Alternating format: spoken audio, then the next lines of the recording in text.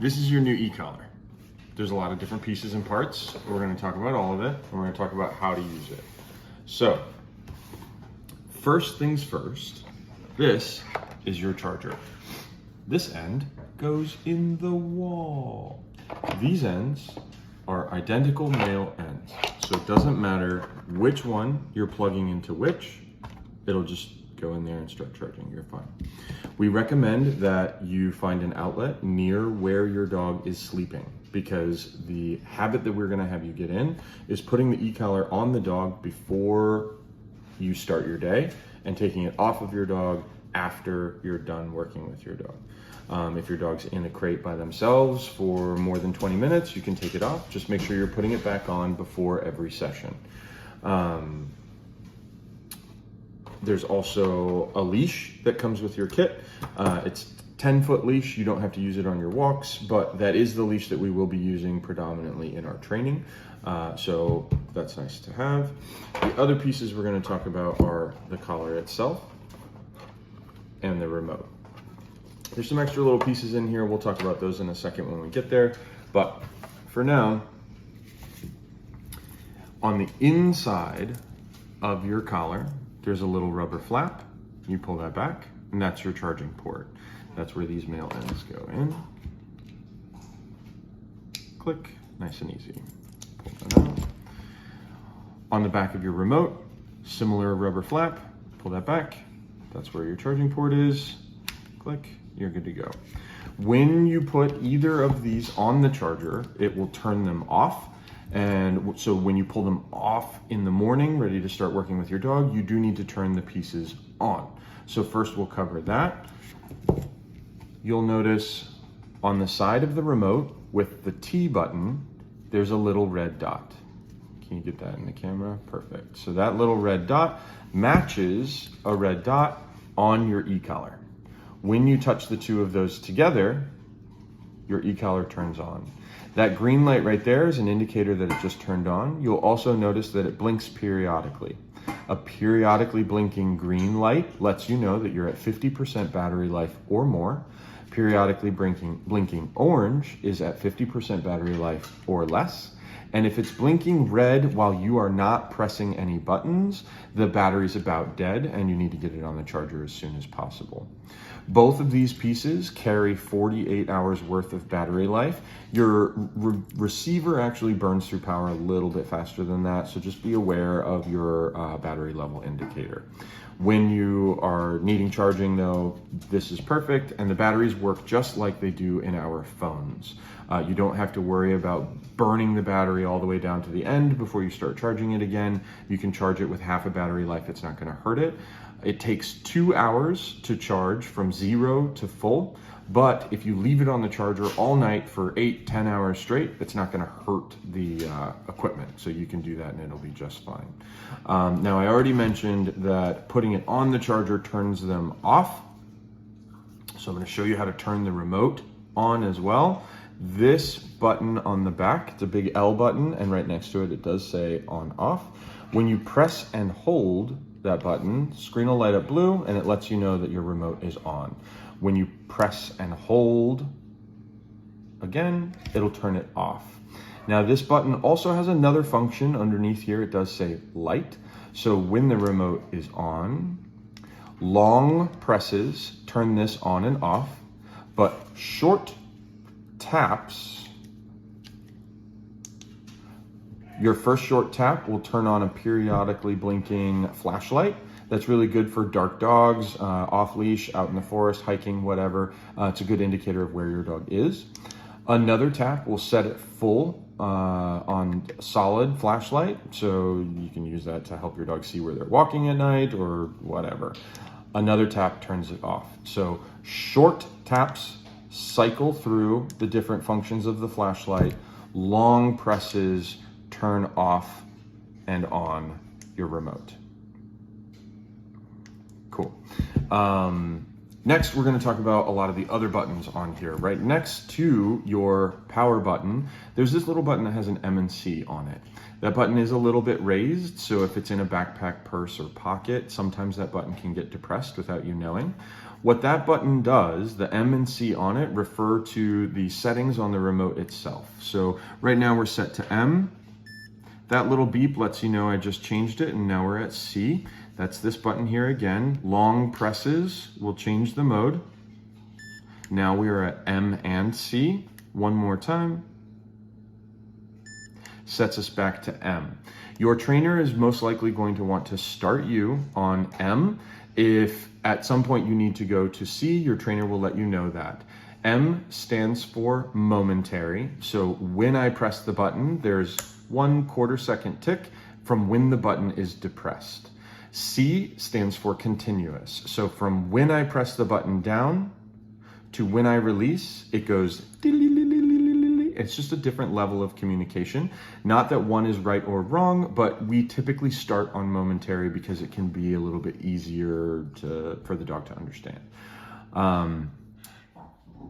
We like to say T stands for test. We've already talked about when you put it on the charger, it'll turn it off for you. When you take it off, you need to turn the pieces on. We want you pushing your T for test every time you believe you've turned everything on.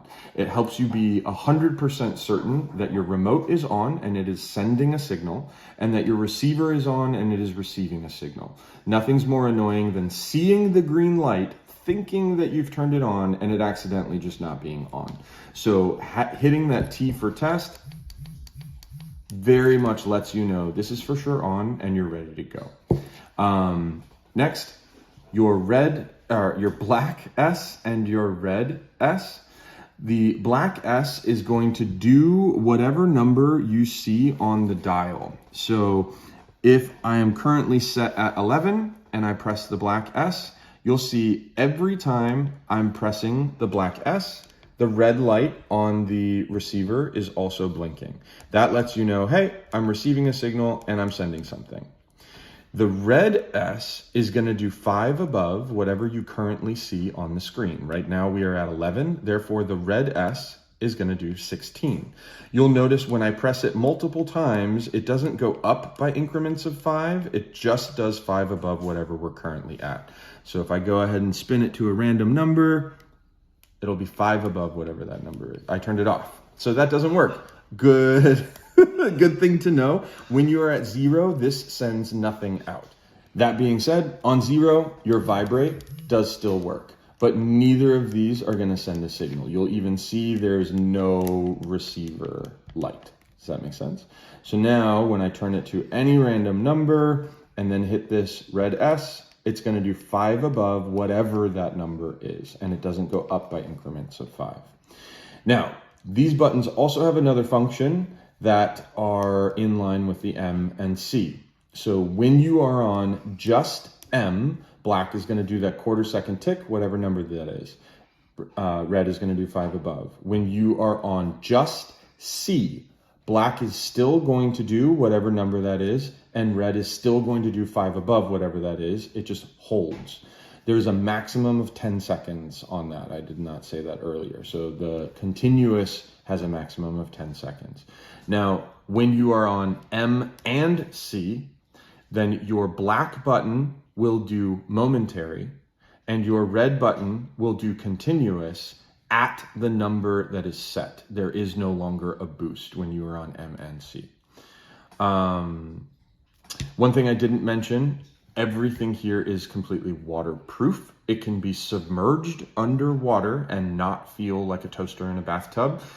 You can use it on your dog while they are in the water. It's not going to feel any different.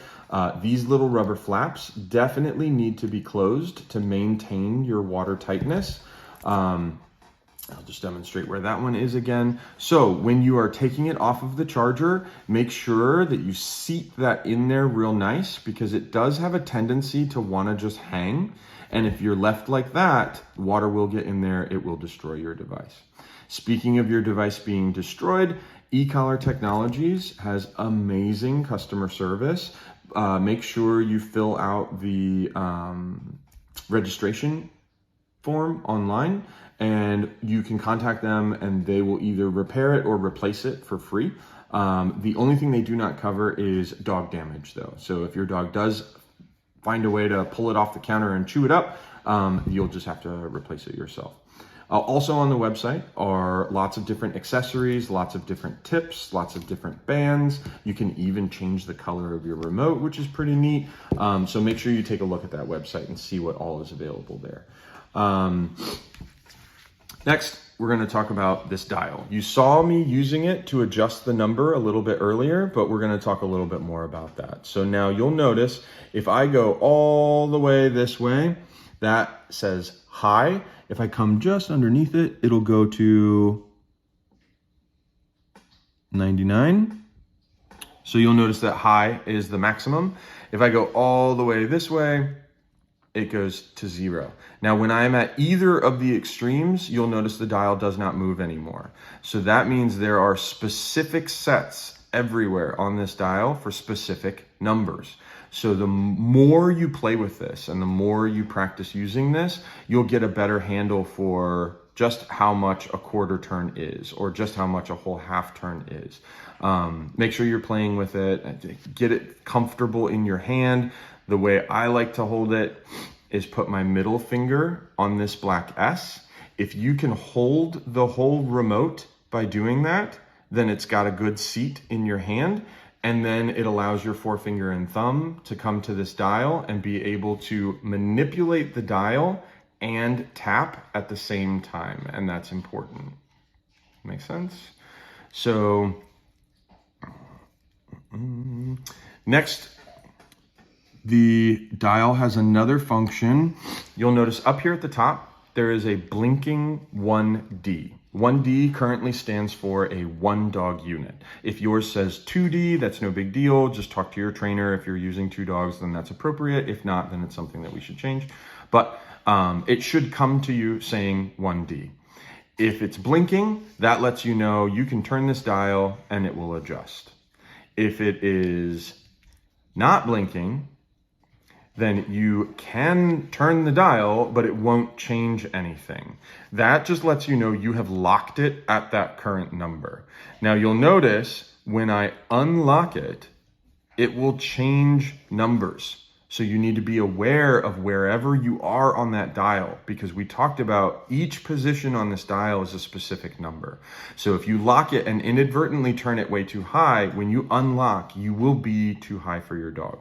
So just be aware of that. So we don't really recommend locking it. There aren't very many situations in which you would want to lock it.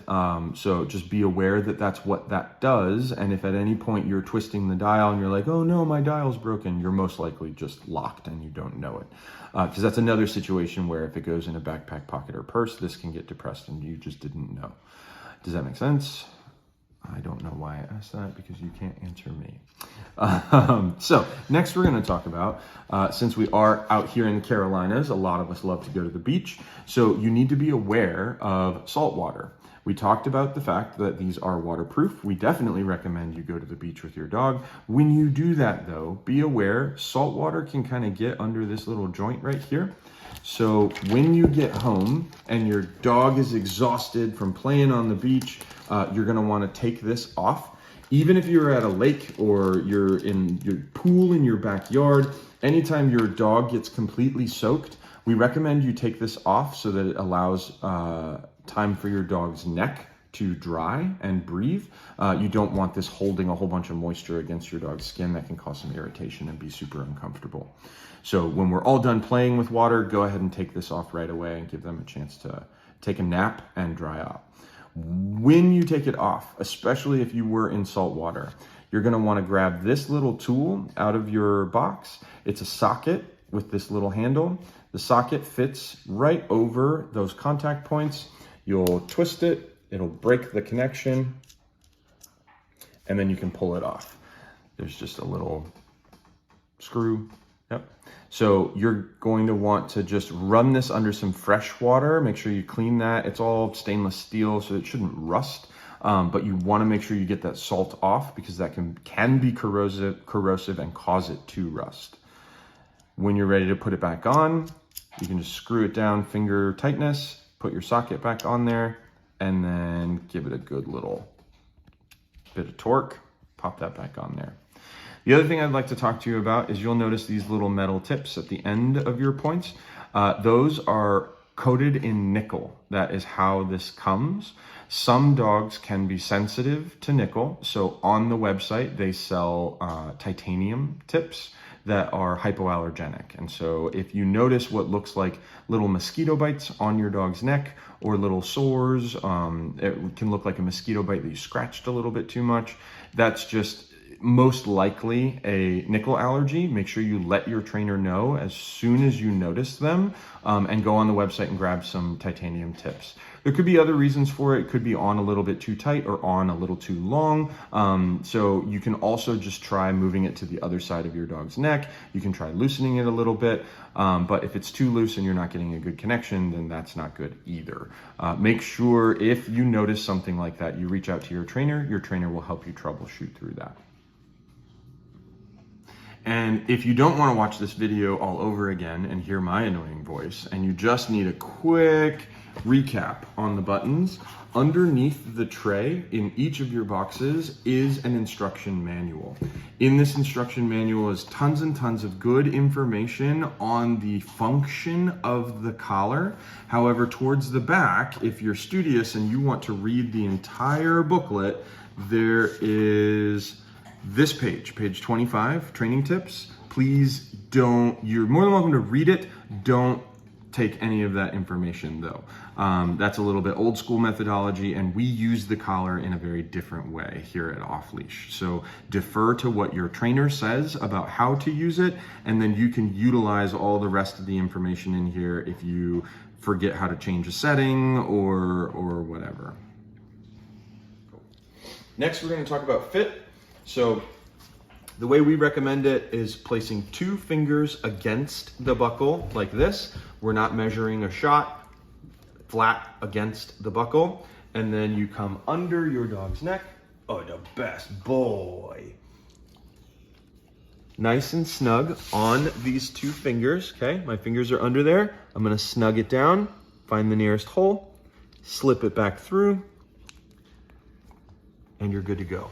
Now, this one has already been trimmed. This is actually a pretty perfect place to trim it. If you have a very young puppy, you can go a little bit further down here. We don't recommend trimming it so that you've got too much excess here. That can be a little too annoying for your dog. If you have an older adult dog, that is a perfect cut though.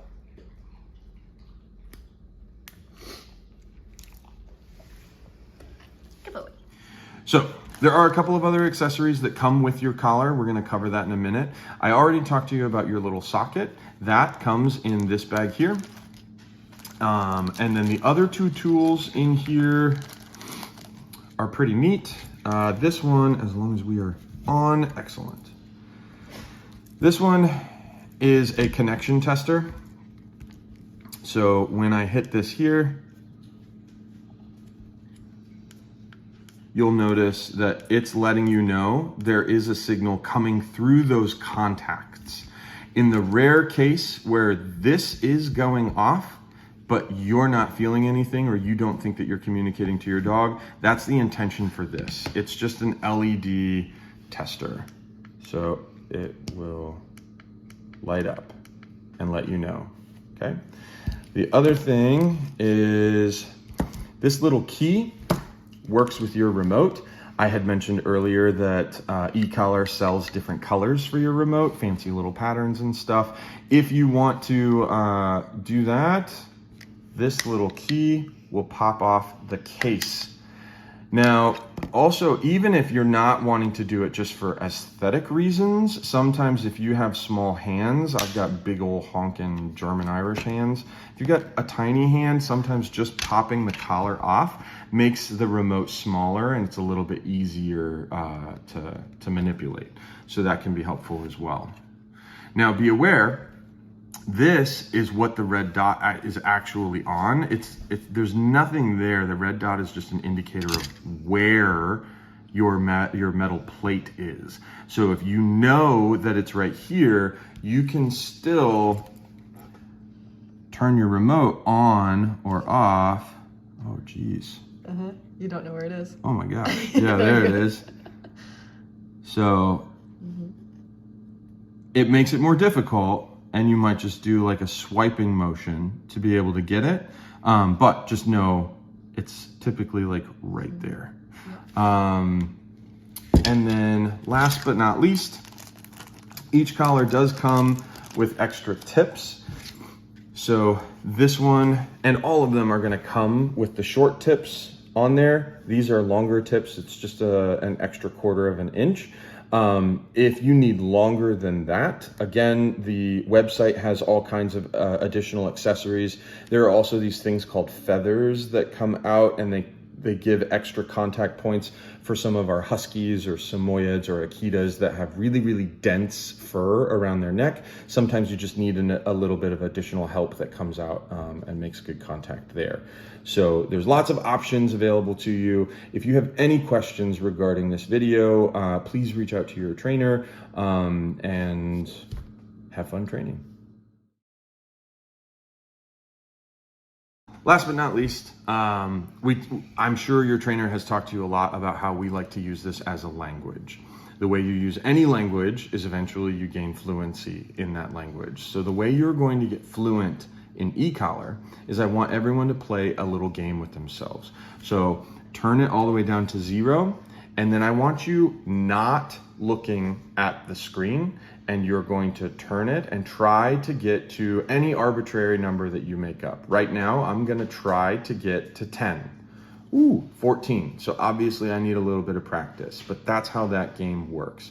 I want you not looking at it and trying to get 6. I overshot it again, but that's the game that you're gonna play. Also, when you are using it with your dog, we are a lot less concerned about what the number is that you're at and whether or not your dog is responding. Now, you don't want to overshoot. We always recommend when we are first starting, try to keep those numbers under 10.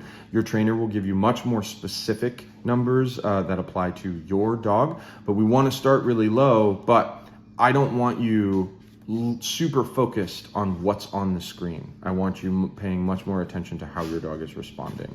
So the more you practice this game and the better you are at being able to make very small adjustments without looking is going to help you. You don't have enough time to say, hey, dog, wait a second, let me figure out what's going on here. Now we can talk. That's not going to be effective. So try to get as fluent with this as quickly as possible. Take it off of your dog, practice it at night, play a game with yourself, make it competitive with everyone else in the home, do some fun stuff with it. But the more comfortable you are with the remote, the more comfortable you will be speaking to your dog.